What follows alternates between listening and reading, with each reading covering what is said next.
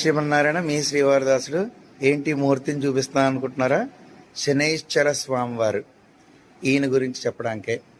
అయితే ఏలినాటి శని, అష్టమ శని, అర్ధాష్టమ శని, శనిమహార్దశ ఇలా శనైశ్చరుడి యొక్క ఇబ్బందులు ఏమైనా ఉన్నాయి అని గనక మీకు తెలిస్తే మీరు వెంటనే నల్ల నువ్వులు తీసుకుని ఇసుక దుమ్ము లేకుండా జల్లించుకుని కొంచెం పొడి పొడిగా వేగించి వాటిని తర్వాత బెల్లాన్ని ముద్ద చేసి రెండు కలిపి చిమ్మిలి చేయండి.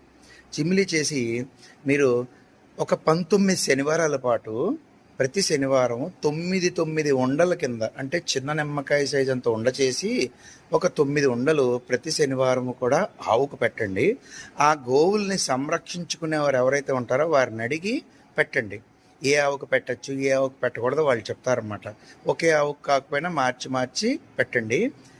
ఎంత అద్భుతమైన ఫలితం వెంటనే చూస్తారు మీరు. నన్ను నమ్మండి. జై శ్రీమన్నారాయణ.